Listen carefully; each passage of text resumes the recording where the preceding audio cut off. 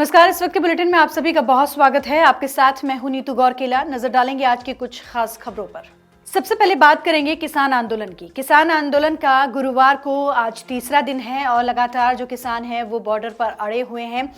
आपको बता दें कि शंभू खनौरी बॉर्डर पर किसान दिल्ली कूच के लिए डटे हुए हैं और लगातार कोशिश कर रहे हैं कि वो एंटर कर जाएं दिल्ली में। हालांकि यहाँ पर पूरी तरीके से जो बल है वो तैनात है, पुलिस यहाँ पर तैनात है और ये कोशिश की जा रही है कि इन्हें किसी भी तौर पर आगे बढ़ने नहीं दिया जाए। इसके साथ ही आपको बता दें कि आज तीसरी मीटिंग भी होनी है, किसानों और सरकार के बीच में तीसरी मीटिंग होनी है और ऐसे में देखना है कि क्या ये आज जो मीटिंग हो रही है ये कारगर साबित होती है, क्या किसान इस मीटिंग से खुश होते हैं। किसानों के आंदोलन का तीसरा दिन है। प्रदर्शनकारी किसान पंजाब हरियाणा बॉर्डर पर डटे रहे। दिल्ली चंडीगढ़ हाईवे पर आवाजाही बंद है। इसके साथ ही किसानों को दिल्ली की तरफ आने से रोकने के लिए हरियाणा पुलिस मुस्तैद दिखाई दे रही है। भीड़ को काबू करने के लिए आंसू गैस के गोले भी छोड़े जा रहे हैं। किसान पंजाब हरियाणा बॉर्डर के जरिए दिल्ली चलो मार्च को लेकर आ रहे हैं। गुरुवार को भी एक बार फिर से किसानों का मार्च शुरू होने जा रहा है। इसके साथ ही आपको बता दें कि पंजाब हरियाणा बॉर्डर को छावनी में तब्दील कर दिया गया है। किसान दिल्ली कूच करने के लिए बॉर्डर के एक छोर पर खड़े हैं तो दूसरे छोर पर उनको रोकने के लिए सुरक्षा के जवान। किसानों को रोकने के लिए बैरिकेडिंग्स की गई हैं। कांटेदार जो तार हैं वो लगाए गए हैं। यही वजह है कि फिलहाल मामला सुलझता कम और बिगड़ता हुआ ज्यादा नजर आ रहा है। ऐसे में सवाल उठता है कि आखिर क्यों नहीं सरकार उनकी मांगों को लेकर संज्ञान ले रही है। देखिए, किसान लगातार अपनी मांगों पर अड़े हुए हैं और दिल्ली बॉर्डर सारे सील कर दिए गए हैं। सुरक्षा के कड़े इंतजाम किए गए हैं।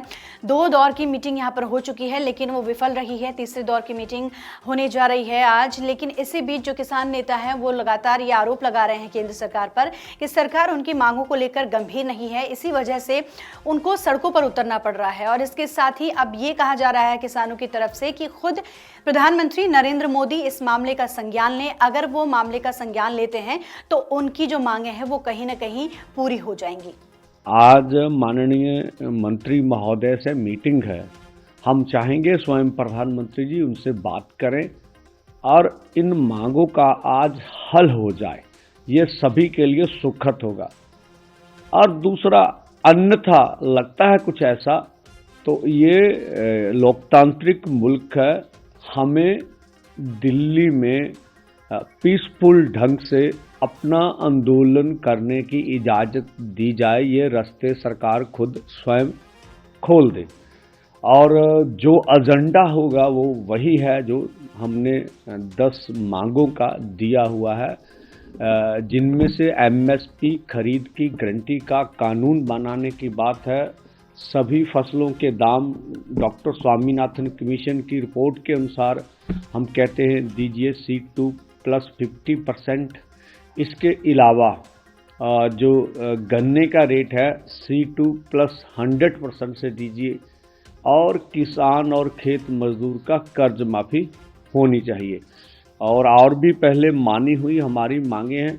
एक मैं बोलना चाहूँगा, जो अभी बिजली एक्ट 2023 सरकार ने बना लिया है, जो बोलते थे हम स्टेक होल्डर से बात करके आएंगे। हाँ, उनमें किया क्या है कि जो भी स्टेट सरकार किसान को और किसी को भी सब्सिडी देना चाहती है उसका प्रावधान कर दिया कि आप सब्सिडी दे सकते हैं। पर हमारी मांग यह रही है कि ये निजीकरण की नीति है, इसे लाना नहीं चाहिए।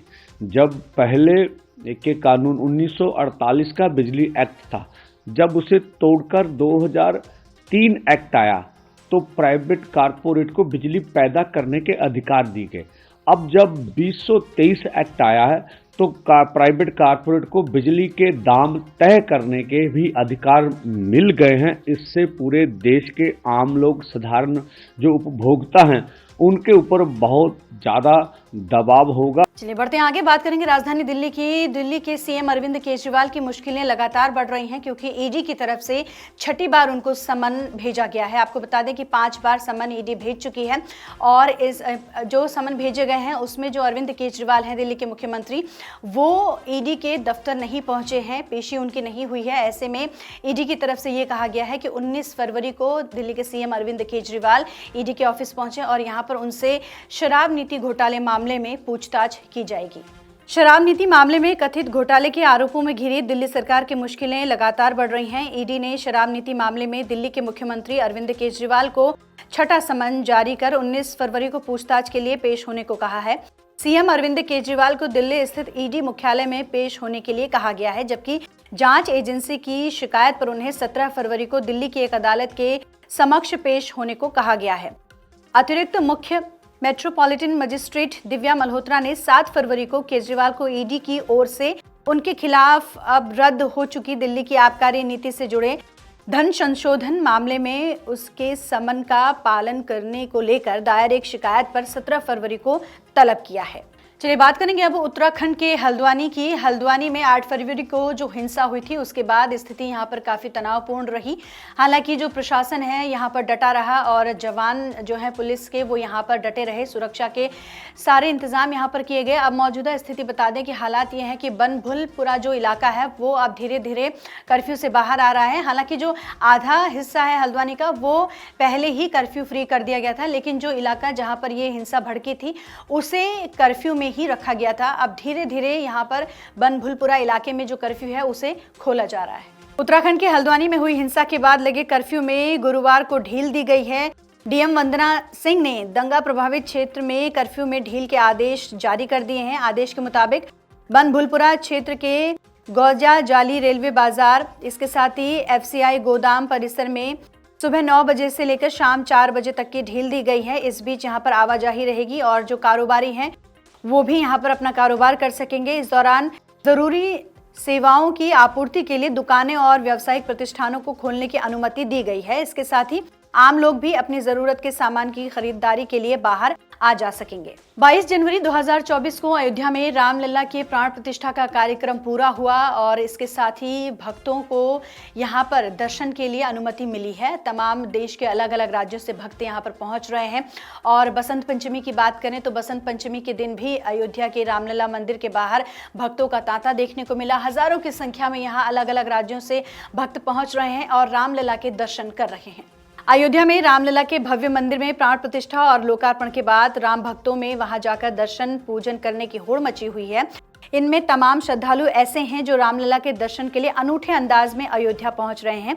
ऐसे ही राम भक्तों में महाराष्ट्र से आए हुए बजरंग दल के कार्यकर्ता भी शामिल रहे, जो राष्ट्रीय स्वयंसेवक संघ के मुख्यालय वाले शहर नागपुर से दोपहिया वाहनों पर सवार होकर अयोध्या पहुंचे।